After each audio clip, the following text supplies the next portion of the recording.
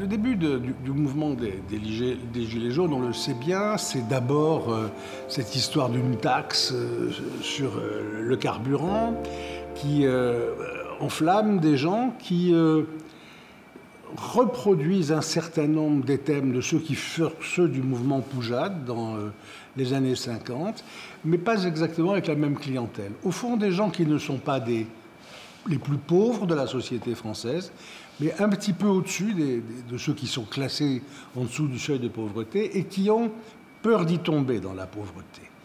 Et qui se sentent un peu humiliés, désespérés d'être seuls, et qui, outre le fait d'assurer, de défendre des revendications fortes, se retrouvent avec des gens comme eux et sont contents de les retrouver de jour en jour sur les ronds-points. L'affaire monte, elle est soutenue par l'opinion publique, soutenue comme tous les mouvements sociaux depuis 30 ans. Dès qu'il y a des mouvements, les Français sont d'accord avec ceux qui se battent pour les revendications. Pas plus que cela, mais pas moins. Des revendications nouvelles s'adjoignent, plus politiques, plus sociales, un mélange de choses assez contradictoires. Et le président de la République ne sait pas quoi faire avec ça.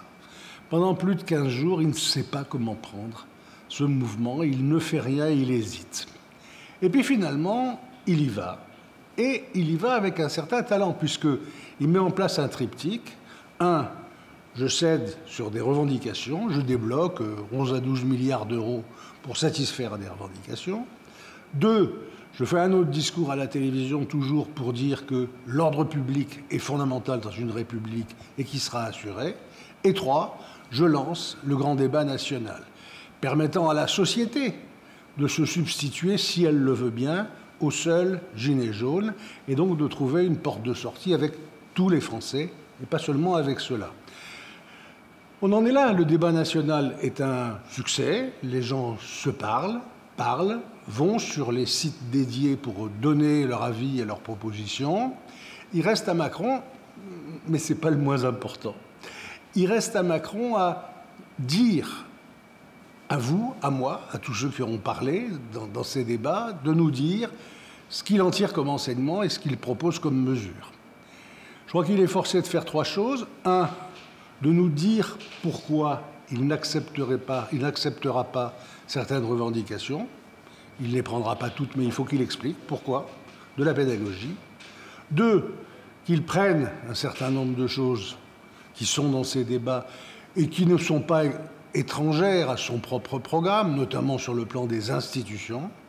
Et puis, troisièmement, je crois qu'il va falloir aussi qu'il mange un peu son chapeau et qu'il donne sur le plan de la justice fiscale ou de l'équité sociale des pistes de choses à faire, de décrets ou de lois, dans les semaines qui viennent ou dans les mois qui viennent, pour montrer qu'il change lui-même par rapport à son projet, grâce à la crise qu'on vient de passer.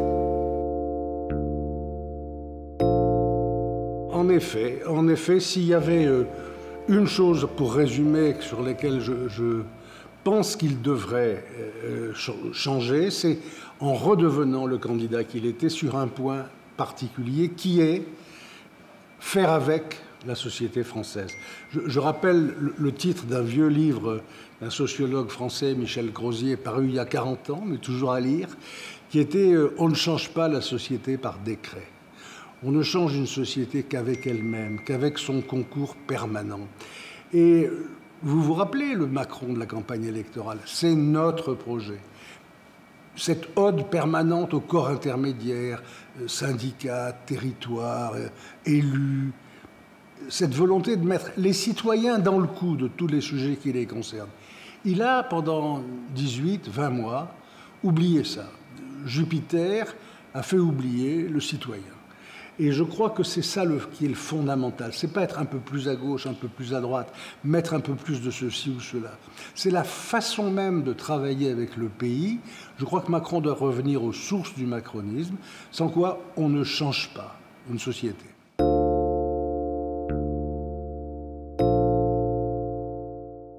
Alors c'est tout le problème. Je crois que l'Europe reste évidemment à l'ordre du jour, qu'il faut bien qu'il y ait quelqu'un, non seulement en France, mais sur l'ensemble du continent européen, qui défende l'idée d'approfondir l'Europe, d'aller plus loin, de la bouger pour qu'elle soit plus proche des citoyens. Et ça ne peut être que Macron, parce qu'il a justement déjà dans sa besace ce programme de 2017. Ce que les gens sont probablement tentés de lui reprocher, en France mais ailleurs aussi, c'est vous avez fait des très beaux discours en 2017 à Athènes ou à la Sorbonne, et rien ne s'est passé vraiment en Europe. Qu'est-ce qui peut aujourd'hui nous faire croire que ça va changer? Madame Merkel est toujours Madame Merkel, les Italiens sont plus que jamais les Italiens. Comment faire pour débloquer les choses? Et je crois que c'est ça l'enjeu de la campagne européenne pour Macron, c'est d'arriver à montrer qu'à partir de l'aura qu'il a obtenue chez les citoyens et les dirigeants d'Europe il y a 2 ans, et à partir de l'actualité des propositions qu'il entend nous faire, il y a cette fois-ci urgence.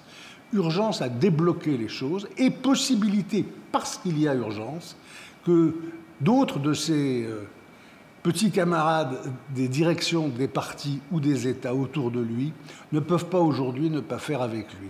Je crois que c'est un enjeu extrêmement important parce qu'en face de cela, sans quoi c'est le risque du déclin, du populisme, de l'extrémisme de droite. C'est donc très important, et ces élections ne sont pas souvent des élections où les citoyens participent assez dans nos pays.